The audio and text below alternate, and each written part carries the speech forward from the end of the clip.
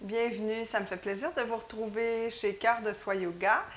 Aujourd'hui, une vidéo pour faire suite au bilan dont je vous ai parlé dans une vidéo précédente.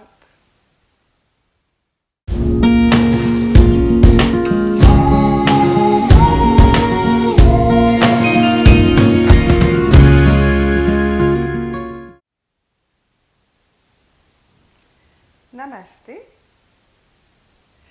Bienvenue chez Cœur de Soi Yoga toujours. Aujourd'hui, je vous parle du tableau de visualisation. Puis, je vais vous expliquer aussi pourquoi je fais ce tableau-là. Donc, une fois que j'ai terminé mon bilan de l'année 2020, dans ce cas-ci, je prends toutes les infos que j'ai recueillies et je me fais un tableau de vie. Donc, qui ressemble, pas tableau de vue, mais tableau de visualisation, qui ressemble à ça ici. C'est une façon de faire. Il y a plusieurs autres façons. Vous pourriez décider de le faire, par exemple, sur un babillard de liège. Vous pourriez le faire sous forme de carte qui se déplie. Peu importe, donc c'est à vous, avec votre créativité, de trouver la façon dont vous allez représenter ce que vous voulez voir se concrétiser dans votre vie. Alors, notre cerveau a besoin d'ancrage. Plus souvent on revient sur un objectif, plus souvent on le voit ou plus souvent on se le répète, plus on a de chances de le voir se concrétiser dans notre vie. Ce n'est pas une histoire de magie, c'est juste que tout dans la vie part d'une pensée. Alors, la pensée va amener des paroles et des actions.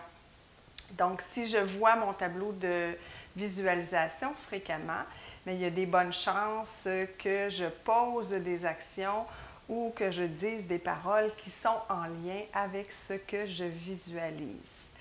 Alors, mon tableau, je mets sur celui-ci des mots, des images qui représentent, comme je l'ai dit, ce que je veux voir se manifester dans ma vie. Ici, ce n'est pas celui de cette année parce que je suis en train d'y travailler. Alors, je m'installe, moi, dans un endroit tranquille avec plein de revues, de la colle, ciseaux et une feuille, tout simplement.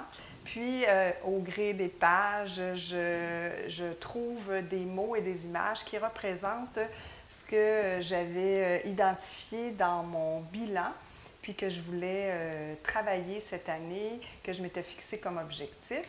Puis aussi, des fois, au cours du feuilletage des revues, je vois des trucs qui m'inspirent. Alors, je les mets aussi sur mon tableau de visualisation. Ensuite, ce tableau-là, je vais le mettre à un endroit où je le verrai très fréquemment.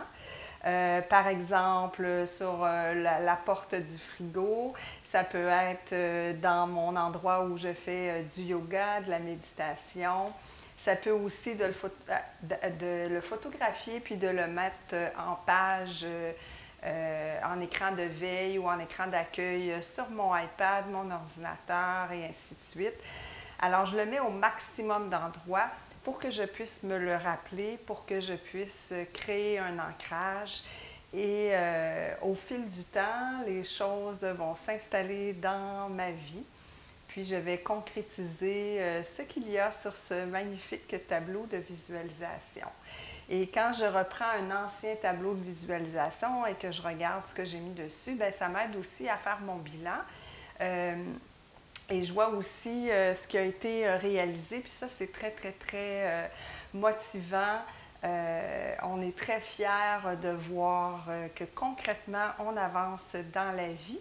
Parce que quand on ne prend pas de moment d'arrêt, des fois, on a l'impression qu'on s'en va un peu partout, puis qu'on ne réalise pas grand-chose, alors qu'avec des moyens comme le bilan et le tableau de vie, ça nous permet vraiment de voir les progrès qu'on fait au plan personnel et les rêves qu'on matérialise et ainsi de suite.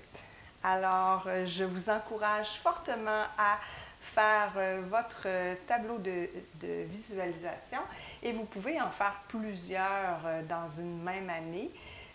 Vous pouvez le reprendre fréquemment, puis à un moment donné, faire un bilan. Donc, les bilans, ce n'est pas nécessairement juste en décembre et janvier.